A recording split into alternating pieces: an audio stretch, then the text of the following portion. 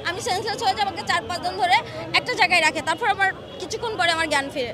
আমার বর্তমানে হাতের শিরার সমস্যাতে আমি ভুগছি, আর আমার 3 বেলায় ওষুধ খাওয়া লাগে। আমার ট্রিটমেন্ট চলছে, কন্টিনিউ ট্রিটমেন্ট, সিএমএস থেকে লিখে দিয়েছে কন্টিনিউ ট্রিটমেন্ট। আমি স্টুডেন্ট, আমি পড়াশোনা করি, এখন আমার পড়াশোনা চলমান না।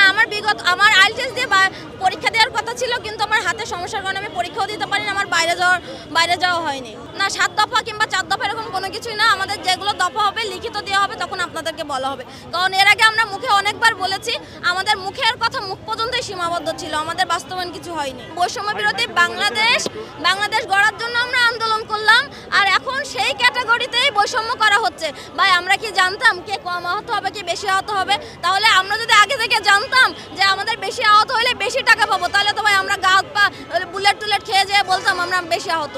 ওই সময় তো আমরা ক্যাটাগরি মানি না, যা করতে হবে সবার জন্য সমানভাবে করতে হবে। আমাদের ক্যাটাগরি করা হয়েছে, ক্যাটাগরি হয়েছে ঝামেলা, যে গুলিবদ্ধ তাকেও সি ক্যাটাগরিতে রাখা হয়েছে, যে সামান্য হতো তাকে এই ক্যাটাগরিতে, এরকম মিস্টেক হয়েছে। আমরা কোনো ক্যাটাগরি চাই না, আমাদের 2টাই ক্যাটাগরি, আহত নিহত, এছাড়া আমরা ক্যাটাগরি চাই না। যেই কথাটা বলতেছেন যে আমরা আহত হলে টাকা পাবো, আসলে না।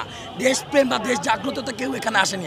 আমরা আদৌ জানতাম না যে চিকিৎসা এভাবে হবে কি হবে না, আমরা কিন্তু পার্সোনালি করতাম। এখন আপনাকে দিয়ে আমি বুঝাই, আপনি আহত হয়েছেন, আপনাকে যদি বলি আসেন আমার কাছে, আমি আপনাকে ট্রিটমেন্ট করাই, হাসপাতালে রেখে চলে গেলাম, আমার ট্রিটমেন্ট দিলেন না, আমাকে তো চলে রাখলাম, আমাকে প্রাইভেটলি করতে দিলেন না, আমাকে হসপিটালাইজড করে চলে গেলেন। সো সেই ক্ষেত্রে কি আমরা আওয়াজ তুলবো না? আর যেটা করতেছেন টাকার বিষয়টা, ভাই টাকার কোনো বিষয় না। এখানে আমাদের পূর্ণাঙ্গ প্রপারলি আগে চিকিৎসা, এখানে আছে অনেক এডুকেটেড পার্সন আছে যাদের চিকিৎসা হয়ে গেলে তারা কিন্তু নিজ অর্থায়নে করতে পারবে। আপনি যে টাকার কথা বলছেন, এটা খুবই আমাদের কাছে খুবই ব্যথিত একটা প্রশ্ন।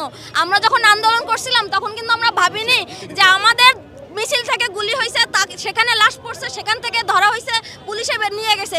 আমরা প্রতিদিন তওবা করে বের হইতাম ভাই, তওবা করে বের হইতাম। এখন আমাদের যেটা প্রেক্ষাপট দাঁড়িয়েছে, দেশে সব কিছু হচ্ছে, আমরা তো আহত, আমাদের পুনর্বাসন কিংবা আমাদের অধিকারগুলো তো সরকারেরই করা উচিত।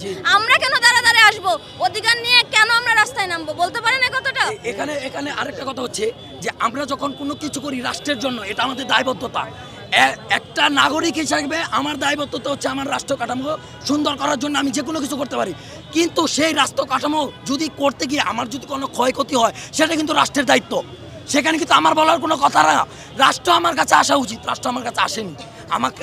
আমাদের প্রতিবার তাদের কাছে আসতে হচ্ছে, তারা আমাদেরকে আশ্বস্ত করেছে। এই আশ্বস্ত আর আমাদের চলবে না, অনেক হয়েছে। 6টা মাস আমরা হসপিটালাইজড হয়ে পড়ে আছি, এবং অনেকটা ইফেক্টেড এমন হচ্ছে, যাদের চোখে হয়েছে এক চোখের জন্য আরেক চোখে ইনফেক্টেড হচ্ছে, যাদের পায়ে ইনফেক্টেড হয়ে গেছে, ইনফেকশন কারণে অনেকের পা কাটার জন্য প্রস্তুতি। কেন?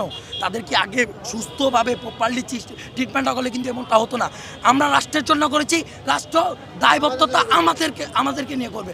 আমাদের কেন যেতে হবে? আমাদের কেন রাস্তায় আসতে হবে? এক সরকার গেছে, আরেক সরকার আসছে, ভালো আশায় আমরা কিছুই পাই নাই। যা পেয়েছে তারাই মালা বদল হয়ে গেছে ভাই। এখানে এক পরি গেছে, আরেক পরি আসছে ভালো কথা। আমরা বিশ্বাস নিয়ে ছিলাম যে আমাদের জন্য কিছু করবে, আমার দেশের জন্য কিছু করবে, আমাদের প্রত্যেকটা আহত ভাই নিহত পরিবারের জন্য করবে। কই আমরা তো পূর্ণাঙ্গভাবে পেলাম না।